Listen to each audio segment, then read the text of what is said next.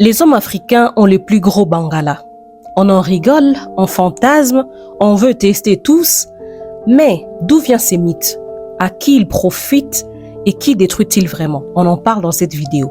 Alors, si tu as moins de 18 ans, s'il te plaît, prière de t'abstenir. Ah, ok, c'est pas pour les petits enfants. On y va. Vers le 16e et 17e siècle, les Européens arrivent en Afrique, précisément l'Afrique de l'Ouest et l'Afrique centrale, ok?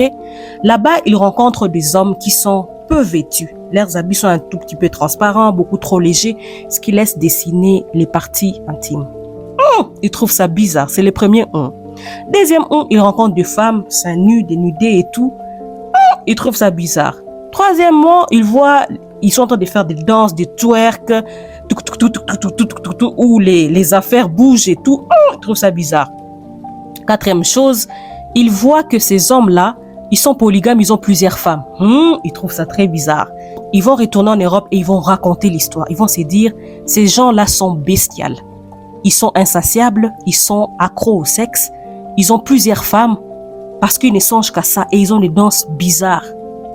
Ils ont tout mal interprété. Nos danses à nous, c'était une forme de rite, des passages, communiquer avec les ancêtres, danser, être en confiance avec soi-même, ou même c'était utilisé des fois lors du mariage.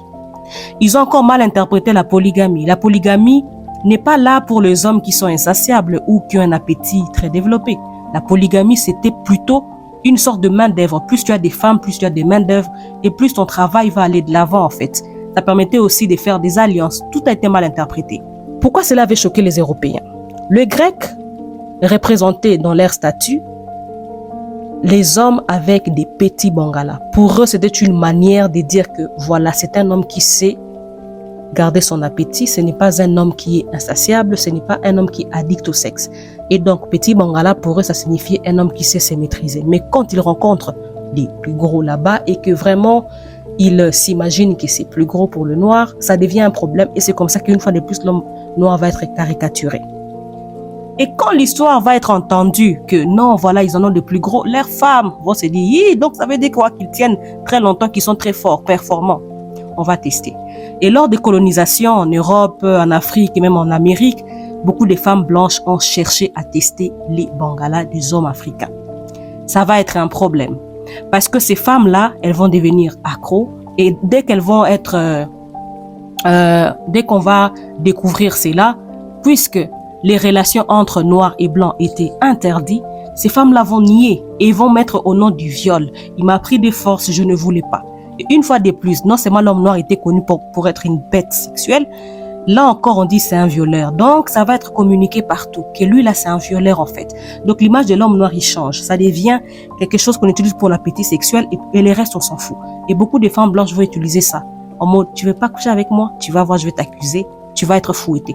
Et les conséquences étaient graves. On les fouettait, on les marginalisait, soit on les tuait carrément. Vous voyez un peu, où on leur coupait un bras ou je ne sais pas, un membre. Alors, qu'est-ce que la science en dit? En tout cas, jusque-là, selon les recherches que j'ai faites, la science ou la biologie ne démontre pas que l'homme noir en a une plus grosse que d'autres races. Ça dépend d'une personne à une autre.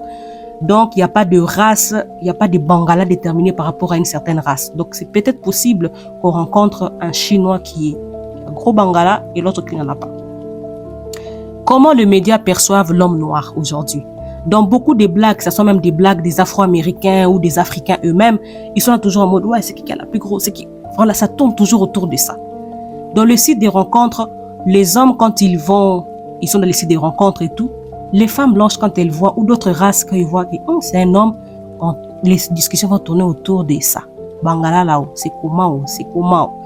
Donc, ce qui réduit l'homme à un objet sexuel, ce qui n'est pas du tout intéressant. Aussi les films pornographiques qui, lorsque ce sont les hommes noirs qui performent, plutôt que de filmer tous les corps, les visages et tout, ils vont se baser sur son bangala pour montrer, ah, vous voyez, limite n'est pas si mauvais que ça. Maintenant, qu'est-ce que ça a comme impact pour les hommes africains qui n'ont pas de gros bangalas? Mais justement, c'est ça l'impact. Parce que ces hommes-là, ils sont obligés de prouver qu'ils en ont, alors que s'ils n'en ont pas, ça devient compliqué et ça frustre, vu que tout le monde sait qu'ils en ont une plus grosse. Et là, c'est un problème. Ah, maintenant, je vais dire à ces hommes qui forcément n'en ont pas. Il y a un professeur en moi en photographie qui disait, le plus important, ce n'est pas le matériel photo, c'est comment tu l'utilises. Donc, il faut qu'on arrête tous ces stéréotypes et qu'on arrête de se mettre la pression. Certaines races peuvent avoir certaines caractéristiques, mais pas forcément tous. On doit apprendre à être en paix avec nous-mêmes par rapport à ça. Bye!